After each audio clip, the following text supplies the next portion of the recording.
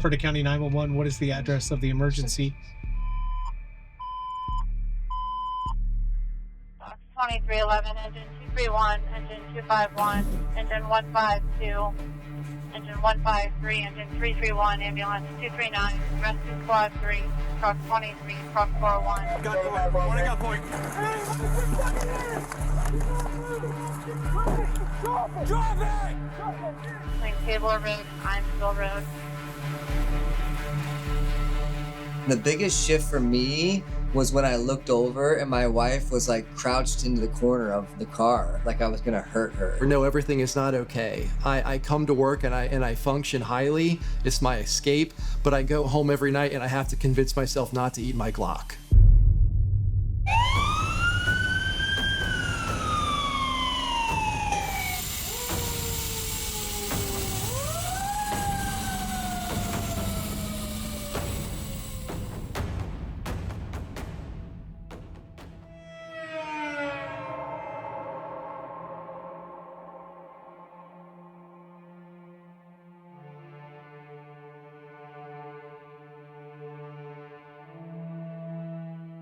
Academy challenged me in so many different ways because I've never been talked to the way that they spoke to us, because it was kind of a military academy.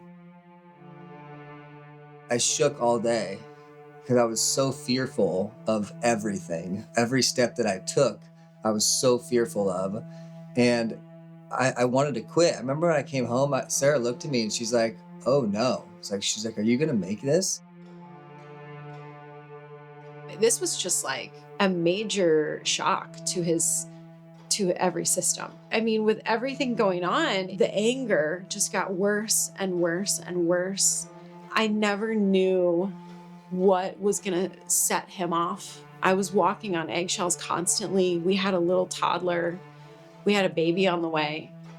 I mean, it was really hard. I was trying to support my husband and my best friend through one of the hardest things of our life, but it was like he wasn't the same person anymore. So I didn't know how to show up for him. My name is Ray. I'm an Army veteran and a former police officer, and my story is not unlike many. My story begins at 17 when I enlisted in the United States Army. I was deployed to Kuwait in 2002, and we stuck around there until George Bush decided to invade Iraq. Fellow citizens, at this hour, American and coalition forces are in the early stages of military operations to disarm Iraq, to free its people, and to defend the world from grave danger. So we crossed the berm, the border of Kuwait and Iraq, and began our invasion of a hostile country. Never in my childhood or in my dreams did I want to be a police officer, but I thought, well, what's the next best thing? And the city of Frederick Police Department hired me, and I started in 2005.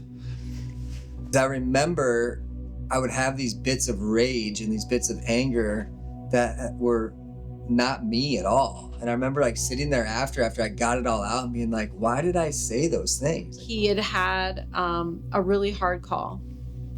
And he came home and he shared a little bit with me about it. It was a mom who was in labor or giving birth. The baby was starting to come out of her, and there was like a little hand. And it was a really, really hard call. She was 26 weeks pregnant. And I remember just hanging on to this little kid's hand, and I kept trying to like see if it would grab a hold of my finger like a normal baby would. And I kept trying and I kept trying. And we ended up transporting her, and the baby passed. I went back to the station and went right to bed like it never did anything to me. It didn't affect me. At that point, I was on a lot of antidepressants. I was on a lot of anti-anxiety medications. I was on ADHD medication. At that point, I was just so numb to the feeling of sadness, like I was a robot. A few weeks later, we were all here at home. It was a beautiful, beautiful sunny day. We're all playing outside with our little boys. And TJ takes the baby in. He was all dirty from playing outside. And I come in and he's just standing in the dining room holding our son, just crying. I mean, crying. I'm not saying like silent tears. I'm talking a grown man that is our family protector, broken down, crying, holding a baby.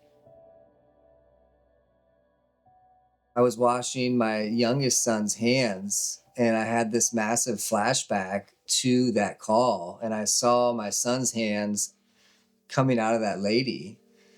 And I was like, what if my kids didn't make it? What if this child's hands that I'm washing right now is not here tomorrow? Like, what am I doing? Like, what can I change right now to where I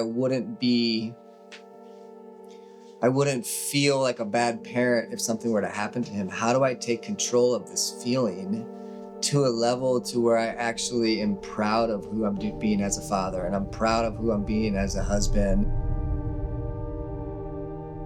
There were some warning signs from the very beginning that I was dealing with some post-traumatic stress disorder. I'm not well. I'm not suicidal, but I'm not well. I have all the support I need from family. I have all the support I need from church. Spiritually doing well, but still dealing with these demons. I realized that I needed to loop in my chain of command for support. Not in the way that I administered my duties, but in my absence, having to go to therapy, having to take days off because I was just having a really bad day. The last straw that really ripped open some old wounds from combat, it was when I was on the narcotics unit and we were going to intercept a drug dealer and a drug user. A buy just went down and we were about to make the arrests.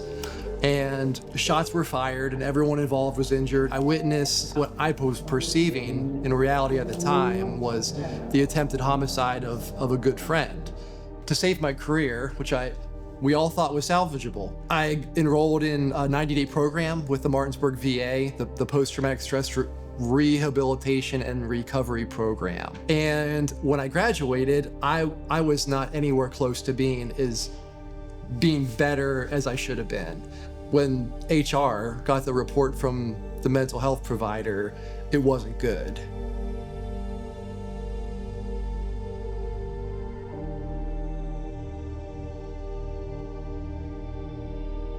My buddy told me about a treatment center in Frederick called Ion Trauma and Kismet Ketamine, and I was willing to try anything. Ketamine, scared the crap out of me. A narcotics detective taking ketamine, like I won't even do CBD. So, and I don't even drink at this point. So horse tranquilizer was scary. So you're supposed to do 6 rounds, and I had the desired effect after 1, and my depression was lifted, and I felt positive emotion, and I felt peace.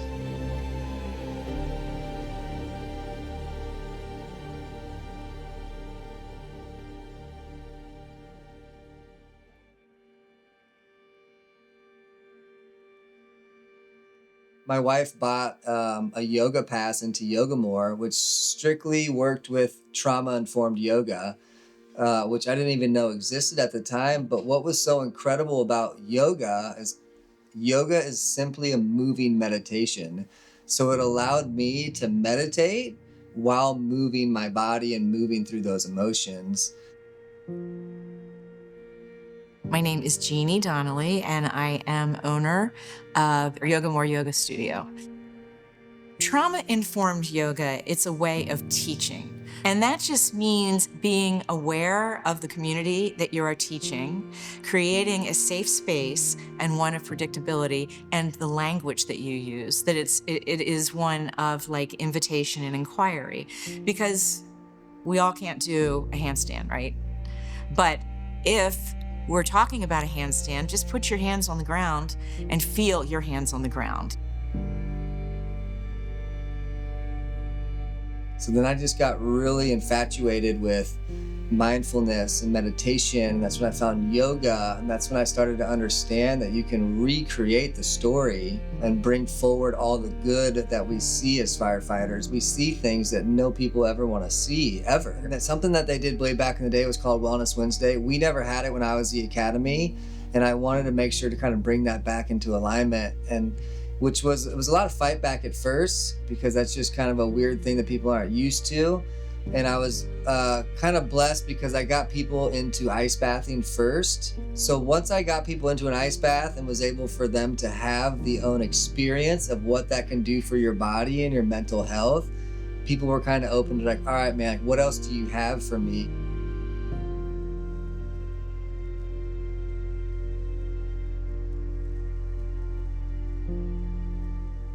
Frederick County is absolutely unique. We are a growing county, but we're growing in a way that is smart. We're growing in a way that's putting public safety first, thanks to our county executive Livable Frederick Master Plan and our Safe Frederick Plan. We're growing in a way that is careful to make sure that we're taking care of our first responders and all of our first responders. Anybody that's having a bad day or a bad call, they have options. They can definitely reach out to our peer support team. Right now we have about 15 members on our peer support team. And then I'm always available as a resource as well. I have a confidential phone. They can call, they can text. I think the valuable part about being embedded in the division is the ease of access.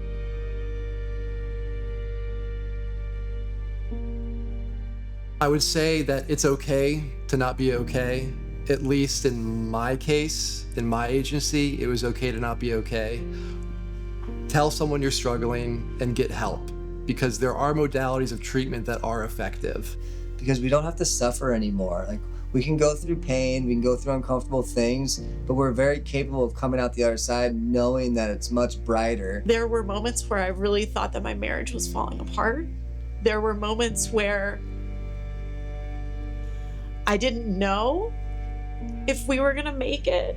And now I have no doubt in my mind that I am with my soulmate and that we are meant to not only be together and raise our boys together, but we are meant to raise up other families and raise up other people that are maybe struggling in the same ways that we have, whether they're our first responder families or not, because it's not just about the first responder, it's about the family that's around them, whether that be your family by birth or your chosen family or your fire family.